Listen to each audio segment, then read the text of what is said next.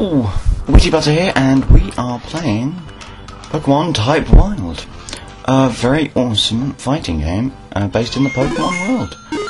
And yeah, I'm going to play through as every character.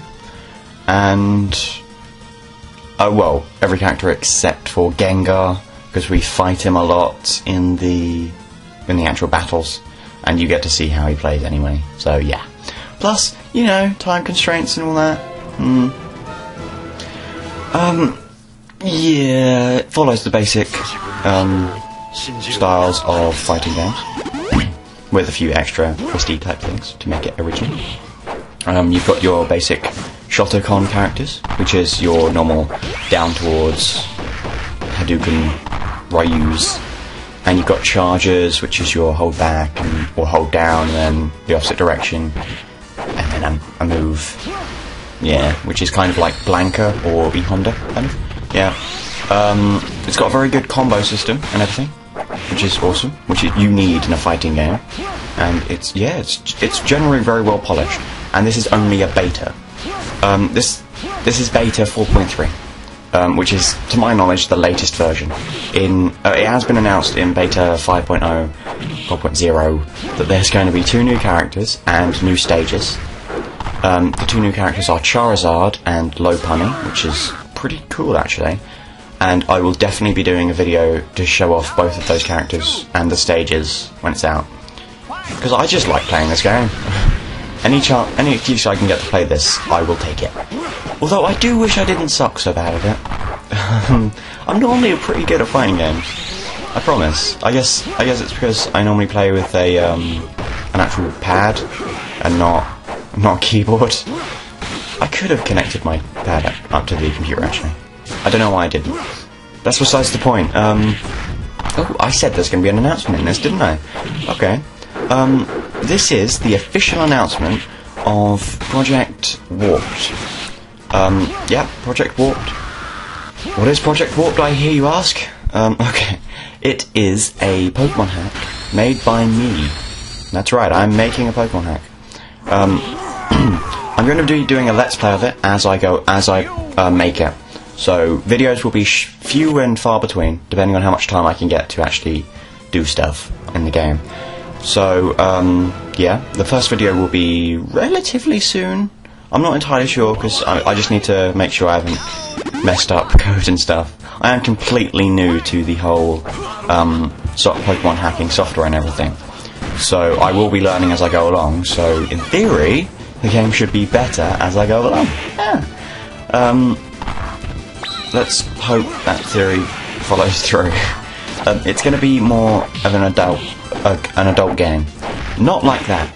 Sorry, I didn't mean it like that. I meant as in more like a creepypasta. Think of it more like a creepypasta. Yeah, it's going to be kind of a more mature storyline focused gameplay. That's right, a Pokemon game that's focused on the story. Which means, because I never really enjoyed getting the whole Pokédex thing in the actual game. But I mean, if you want to do that, and if you like doing that, then it's fine. You might as well just play an actual Pokemon game or a different hack. But I've always thought that Pokemon games kind of struggle in the storyline area. So I wanted to make something that could be enjoyable and mature and focused on the storyline instead of actually just catching some stuff and fighting for stuff. Yeah, there will be gyms and stuff, which you kind of have to have, but you know, it doesn't have an official name, so Project Warped is all I've got so far. Later on, if anyone wants to suggest something, then go ahead. I was inspired by not only the amazing hacks I've played, like Pokemon Forest Sky, but also Project Creepy Black. Project Creepy Black is a Pokemon creepypasta that is about a hacked cartridge that questions the life and death in the Pokemon world, which is... I liked the story, I did, and a group of people, called Project Creepy Black actually, are making the hack of it, which is brilliant, and if you want to find out more, just search Project Creepy Black into YouTube or Google, and it should come up with their website. I would check it out, and I would at least read the original, because I do. I'm quite a fan of creepypastas. You might have heard me talking about them before, but that's besides the point. I will still be releasing Flora Sky videos as often as I can, and I will still be doing side videos like this.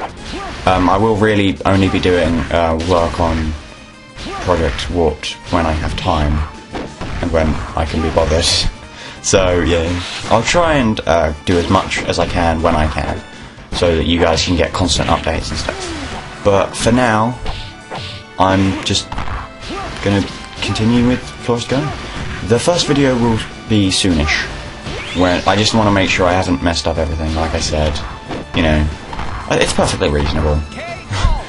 But yeah, moving on from that, let's focus more on Pokémon Type Wild.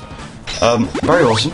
You just saw that in this, before you actually get into a fight, you can pick one of 3 assists. Every character has different assists, and they all do different things. For instance, for Snorlax, Mr. Mime comes in and uses Barrier, probably, and pushes the opponent back, which gives you time for Snorlax to use Rest. Rest is one of Snorlax's ultras, and he goes to sleep and just heals, which is very useful in a fighting game. Especially for Snorlax, because Snorlax is a tank. He can take a lot of punishment, and he can deal out a lot of punishment as well, but he's kind of sluggish at times and slow. You really don't want to be stuck in a corner with the Snorlax.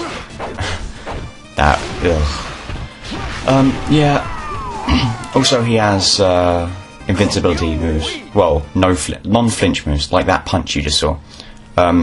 You still take damage from anything hitting you while you do that move, but the move doesn't stop, which is very useful.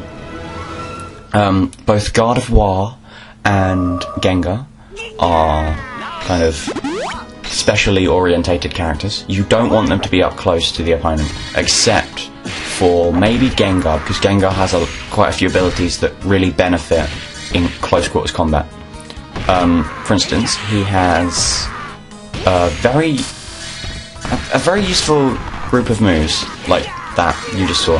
His moves can often poison the opponent, which is, yeah, pretty cool. Status ailments are still in the game, so... Gardevoir, however, has a lot of moves to keep the opponent away from you. She can teleport, and she has a lot of projectiles, like you just saw there. Teleporting can also work because of her ultra is quite close ranged. One of her ultras, at least. Her other ultra, which I don't show, is Wish, where she just heals herself, but there's a point where, you know, bit off, iffy, you know. You might notice in the background, Ash, Ghost. I think that's from the anime. I have vague memories of something like that from when I was a kid. But yeah, it makes a lot of anime references in the backgrounds and stuff, which is awesome, because like I said, one of the main people in this who made this game are from the actual anime team. So yeah. Let me explain PP as well. PP in this game defines how much you can use assists and ultras. Whenever you have 100 PP, you can either use an assist or use an ultra, and you can have a maximum of 300 PP. You can earn more PP from just generally attacking.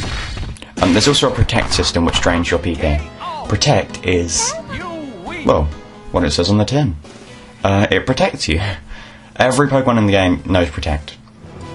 And it just stops damage and gives you a brief window to counterattack the opponent very fast.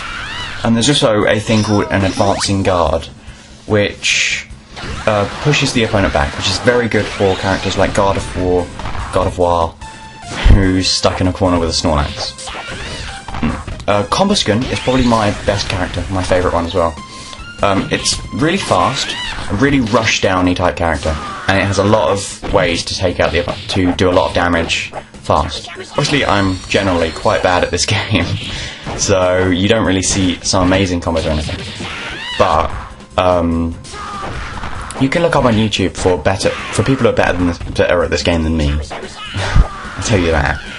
But yeah, Combo has a lot of moves that are countery, and that Fire Spin is a great anti-air, and he has that uppercut, and he has double kick, which is useful.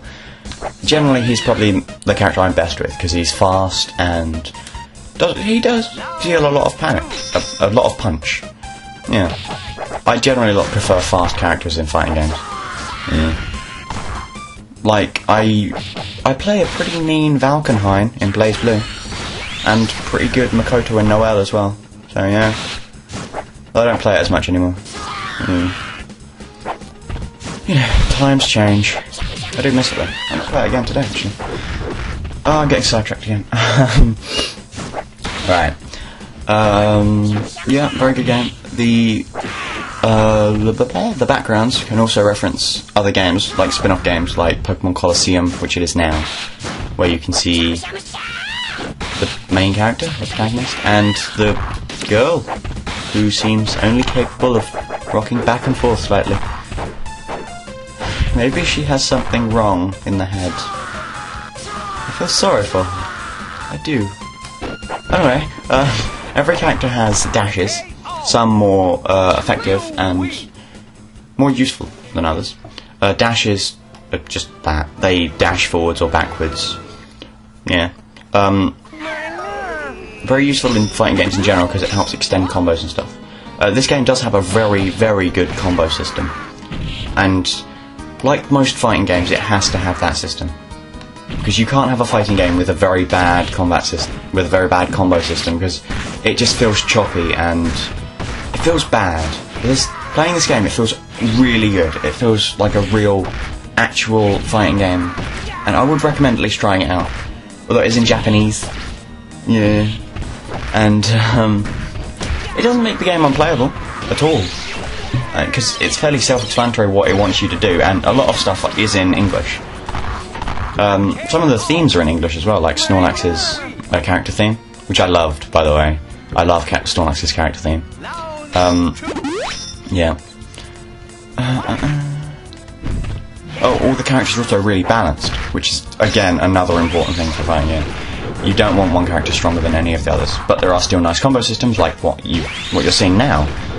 You can use assist to extend combos as well, and yeah, I used an assist there to extend my Ultra, which is Sludge Bomb, I think, from the looks of it. In this game, to keep things balanced as well, there isn't type effectiveness, which some people will probably hate, but I think it's a very smart idea because otherwise it would make it generally quite awkward to play.